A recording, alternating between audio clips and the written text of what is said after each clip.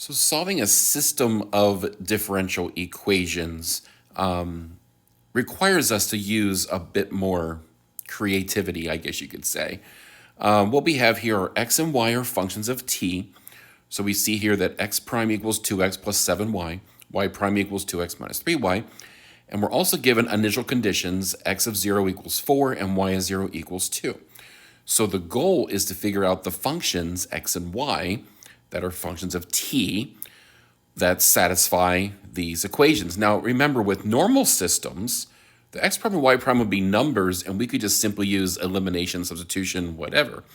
Here, like I said before, since the left-hand side and the right-hand side both have x's and y's in them, we're going to have to get a little more creative. And it turns out that the one method that works the best is the operator method, which is basically depicted in this second step here. So the first thing I do, I'm going to rewrite x prime as dx. Remember, the d has to come first because it is the operator on x. And that is bring everything to one side, so that zero's on one side. And then the same thing with the second equation, rewrite y prime as dy. And then I'm just writing the x's and y's in that order because it is just easier. And then we go from here to here, just rewriting in, well, I guess you could say another operator form, basically factoring out, for lack of a better term, the x and y. So now we have the d minus 2 operator applied to x, minus 7y equals 0, and then negative 2x plus the operator d plus 3y equals 0. So at this point, we use elimination. So we're going to eliminate one of the variables so that we have an equation only in the other, which is very important now because we technically have differential equations for both variables. So I chose on the next page to multiply this first equation by 2 and to apply the d minus 2 operator to both sides of this equation. And the thing to keep in mind as I go to the next step, because again, I didn't write out every single little step here, is that when you apply the d minus 2 operator, naturally the x term becomes minus 2 times d minus 2x. And then d minus 2 times d plus 3y, or not times, but operator. Now the right-hand side, just remember that any operator applied to 0 is 0, because the derivative of 0 is 0, and 2 times 0 is 0. So once you've applied the d minus 2 operator to the second equation, we end up here. And what you notice is now that we have this, we can just combine, and notice that the x's go away. All right.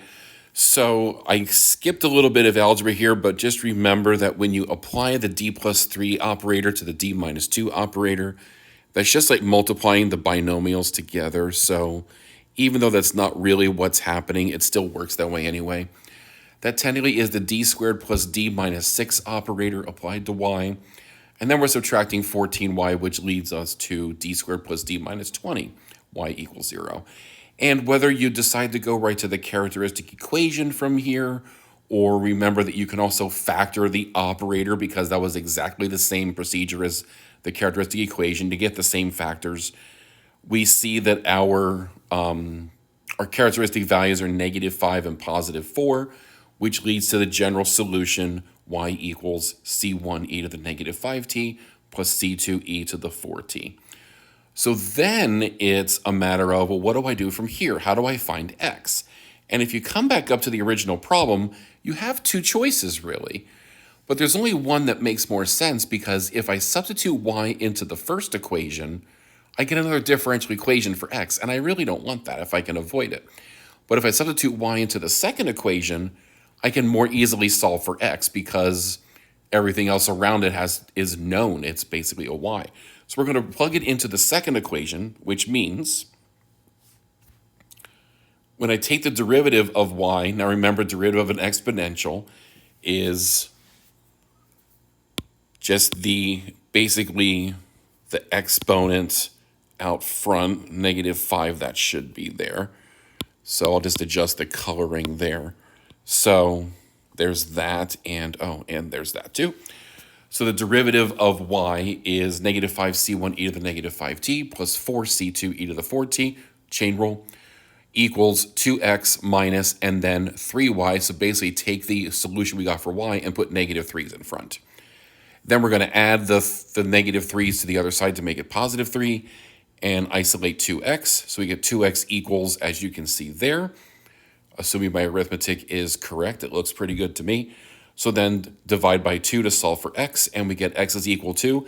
So given that C1 and C2 were in the y solution, the same C1 and C2 show up in the x solution, because again, these functions are related to each other. So that does make a certain amount of sense.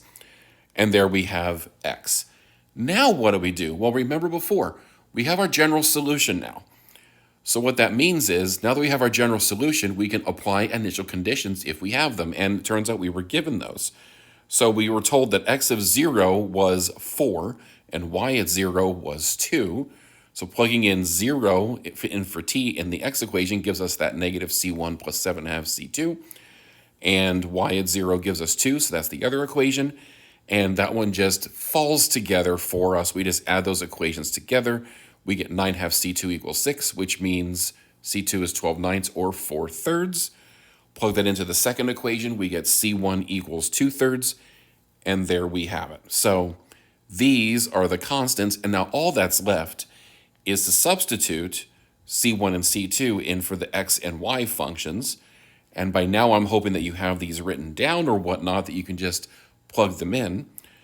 So just one thing to note here, that x of t was negative c1 e to the negative 5t plus 7 halves c2 e to the 4t.